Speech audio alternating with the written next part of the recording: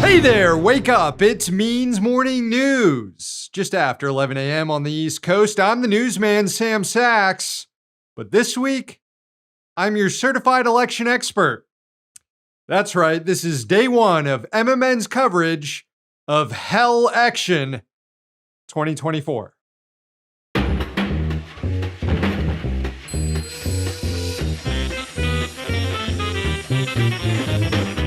So people are voting right now. Yes, it's all happening. Gotta say, it feels like election day kind of snuck up on us. Anyway, the presidential contest is most likely to hinge on the outcomes in really 6 battleground states.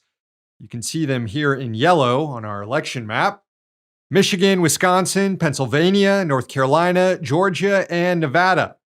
Polls show that races are in the margin of error in all of these states, so it's a dead heat, and it likely won't be settled tonight either. Heading into Tuesday, though, Vice President Kamala Harris and Democrats have a reason to be confident after the release of a shock poll from Iowa showing her with a 3-point lead over Trump. This was a state everyone assumed Trump would win easily until like a few days ago. Not even considered a battleground state. And the pollster who released these numbers, Ann Seltzer, has a history of being right. She was the only one to correctly forecast Barack Obama's Iowa primary win in 2008. And she also released polls aligning with the final results in the state in 2016 and in 2020. So there's reason to take the data seriously. And when you look into it, it shows Trump's support among women has completely collapsed, which is also eroding some of his support among men. This is from the Des Moines Register. Quote, overall, Harris holds a 20-point lead with women, 56 to 36%, similar to where she was in September. But Trump's lead with men has shrunk from 27 points in September to 14 points today. Independent women in the state support Harris by 28 points, and senior women support her by a 2-to-1 margin. And these are people who tend to vote. And among those Harris supporters, abortion was the second most important issue driving them to the polls, behind concerns about the future of democracy. This same poll had Trump at 50% in the state back in June, but a month later, Iowa's 6-week abortion ban went into effect, and his support has since cratered.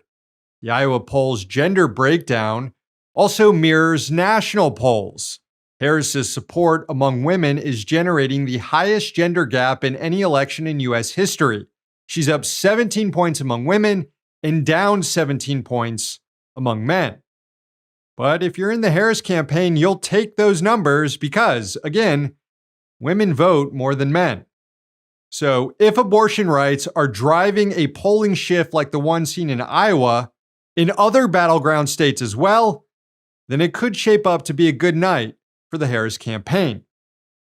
Trump, meanwhile, reacted to the poll out of Iowa by claiming it's a form of voter suppression that should be illegal.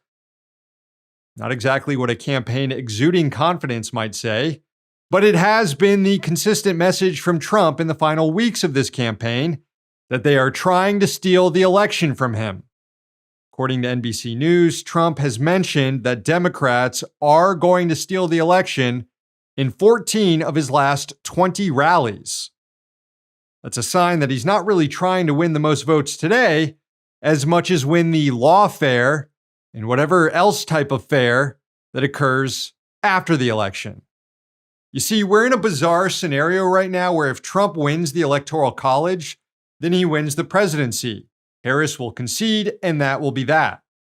But if Harris wins the Electoral College, especially if it's close, this is not over. The fight will continue in the courts, in the media, maybe even the streets for weeks or months, where the Trump campaign will attempt to have ballots thrown out or their own electors installed, just like in 2020. And this could ultimately be decided by a Supreme Court that has a 6-3 conservative majority, similar to in 2000 when a Republican high court stopped a recount in Florida and gave the presidency to George W. Bush. If Harris does win the presidency, it will most likely be because she campaigned on restoring abortion rights. Actually accomplishing that in office, though, will be difficult. Vice President Harris has said she would support getting rid of the filibuster in the Senate to pass abortion rights, but the Democrats' majority in the upper chamber is in jeopardy. The math just isn't good for the party, with more of their incumbent senators facing challenging re-election contests than Republicans. The two races most likely to determine the balance of power in the Senate are in Montana and Ohio. In Montana, incumbent Democrat Jon Tester is losing in the polls to Republican Tim Sheehy. A flip there could give Republicans a one-seat majority in the upper chamber. Over $255 million has been dumped into that race in a state where only about 600,000 people voted last election. So a lot of money is being spent per vote right now on that Senate race. Republicans could secure an even larger Senate majority if they also pick off incumbent Democrat Sherrod Brown in Ohio, too, where polls show him neck and neck with Republican challenger Bernie Moreno. Democrats do have an outside chance to flip one Republican Senate seat in Texas, where Ted Cruz is facing one of his stiffest challenges yet against Democrat Colin Allred, although Cruz is still expected to win that race. As is Republican Deb Fischer in Nebraska, who is clinging to a lead over independent Dan Osborne, a former union president. So if Harris wins, it's very unlikely she will have a majority in the Senate to work with, meaning she could face years of obstruction to begin her presidency. Trump, on the other hand, could have a majority in Congress if he wins, a nightmare scenario since the guy is promising to tank the economy, commit mass human rights abuses against migrants, put crank RFK Jr. in charge of healthcare, and install Christian fascists to keep an eye on women's bodies across the country. Not something any of us should be looking forward to over the next 4, 8, or however many years to come. A Harris win won't bring rainbows and unicorns, though, either. Just means more of the same in Gaza, as both parties in the U.S. have committed themselves to supporting the genocide against Palestinians. And Harris winning would be taken by party leadership as validation of its strategy of disregarding the left, and instead forging an alliance with Bush-era neocons to move to the right on foreign policy and immigration. A second Trump presidency would be a disaster, but Democrats have absolutely lost their fucking minds too, as evidenced by this clip from The View this week, featuring an interview with Liz Cheney. Are you also a lawyer? Yeah, I am. So you could conceivably be a great AG if this was... Because, and I say this because your moral core is magnificent. Wow. And I know you probably don't want it, you don't want to think about it, but I just feel like I would feel a lot better with you leading the FBI, the CIA, the NBC, the LMNT, everybody. That's just me. Nope. Not good. Not good at all. And I know that that's just one crank celebrity talking there, but the entire audience was clapping like that's a good idea. If this is the Democratic Party post-2024, then it only increases the urgency for the left to make a clean break from it.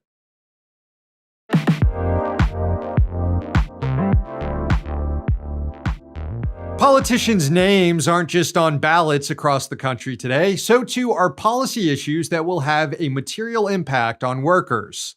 So here are some crucial ballot measures to keep an eye on tonight. First, a slew of labor initiatives will be voted on.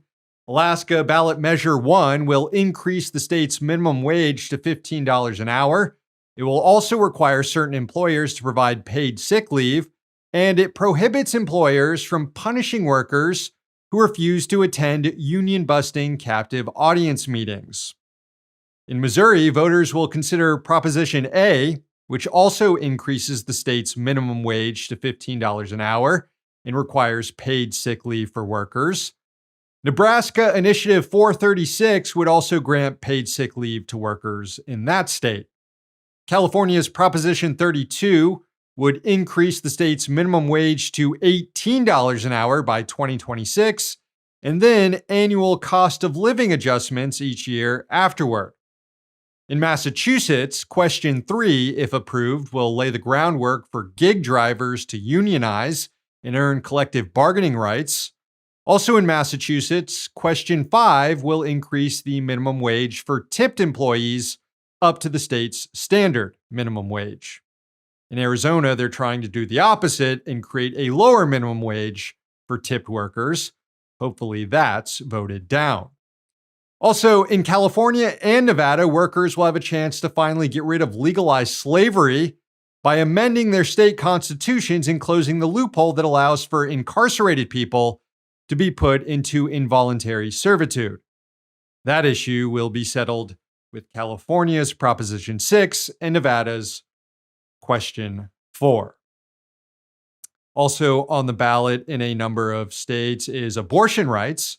Voters will have a chance to codify or expand the right to choose in 9 states: Arizona, Colorado, Florida, Maryland, Missouri, Montana, Nebraska, Nevada, and South Dakota. All ballot measures that could help Democrats turn out the vote in those states. And finally, of course, we have to discuss what's going on with weed legalization this election. 24 states have legalized marijuana for recreational purposes already, and voters in Florida, North Dakota, and South Dakota are looking to join the company.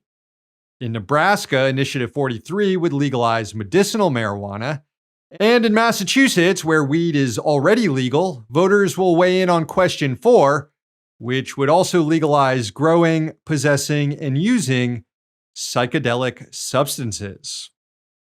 Finally, voters in the state will have a chance to open up that third eye. We'll be tracking all of these ballot measures tonight and bring you the latest results on tomorrow's show.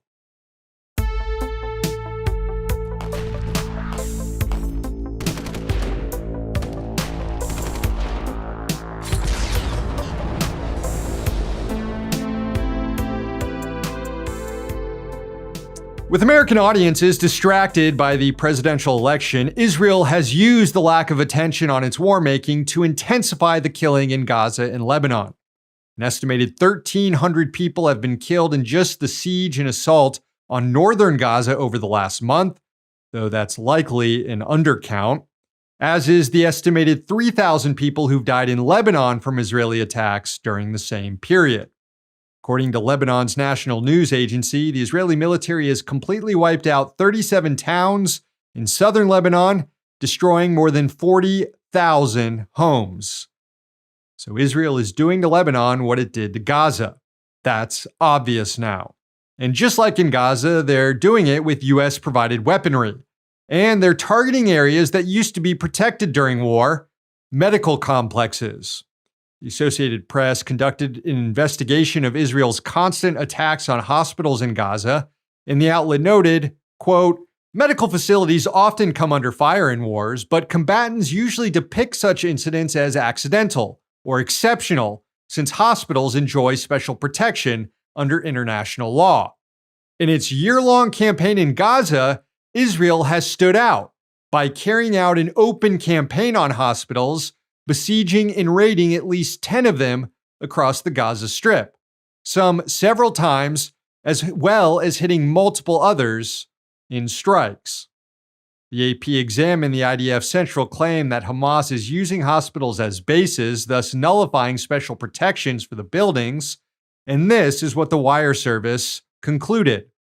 Quote, "The AP spent months gathering accounts of the raids on Al-Auda, Indonesian, and Kamal Adwan hospitals, interviewing more than 36 patients, witnesses, and medical and humanitarian workers, as well as Israeli officials. It found that Israel has presented little or even no evidence of a significant Hamas presence in those cases." When presented with those findings, the Israeli military refused to respond for comment. The Director General of the World Health Organization said in a tweet, quote, "It is appalling that hospitals in Gaza continue to be attacked, patients continue to be harmed, and healthcare workers and humanitarians continue to work under life-threatening conditions." The Israelis have made a total mockery of the letter that the U.S. State Department and Pentagon sent them, warning that there could be consequences if the humanitarian situation in Gaza doesn't improve in 30 days. State Department spokesperson Matthew Miller acknowledged this week that Israel has yet to improve the situation, but despite all the carnage inflicted over the last few weeks, there's still time to turn things around. They've failed to implement all of the things that we recommend in that letter. Now, that said, we are not at the end of the 30-day period, okay, and we so are in conversation. Not ready to give them it's not the end. It's not the end of the semester. You don't hand out grades in the middle. I suspect that the levity is a little bit inappropriate. No, Yeah, what exactly is so fucking funny, dude? Regardless of who wins tonight's election, at least we won't have to see this smug asshole much longer.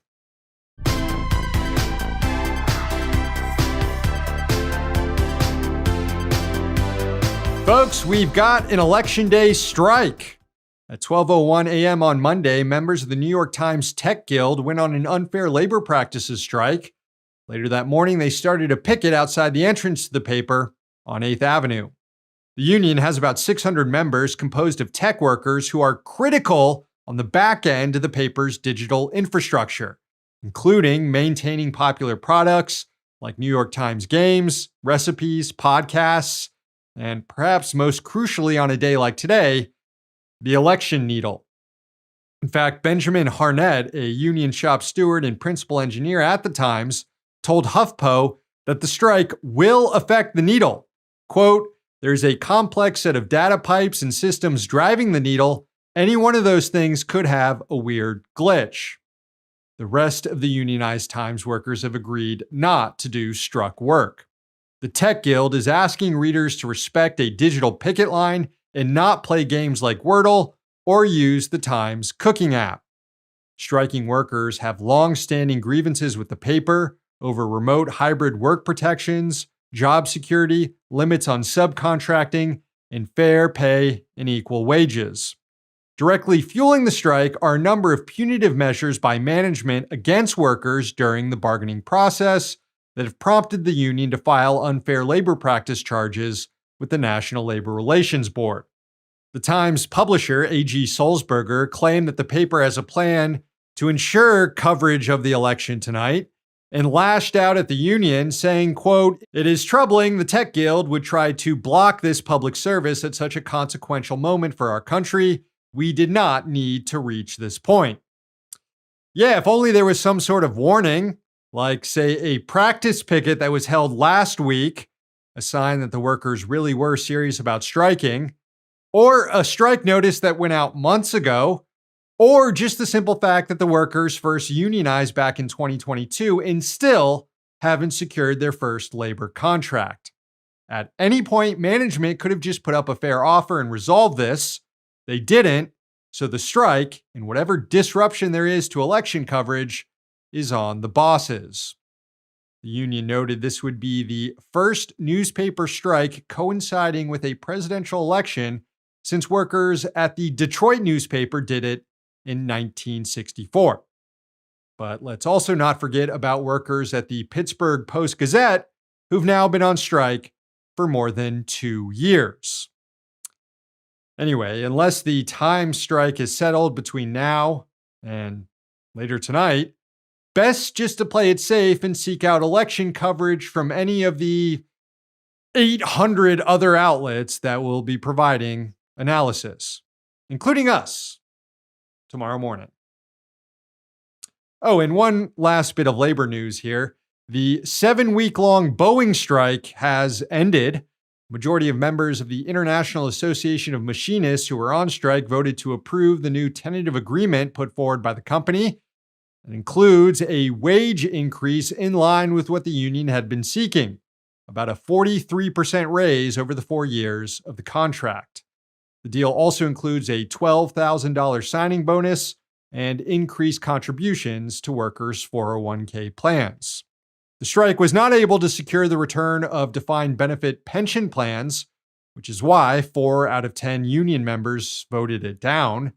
The president of the local IAM, John Holden, said his members deserve pensions and that the union will keep working on this issue.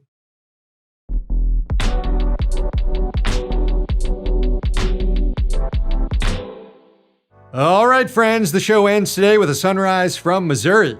It was sent in by Lydia and Joel in Innsbruck. Enjoy.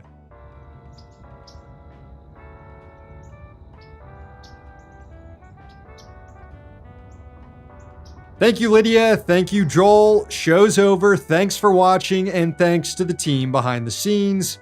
Please sign up for Means TV, subscribe to our YouTube and podcast channels, and follow us on social media. One day capitalism will fall. Until then, we're going to be right here. See you tomorrow.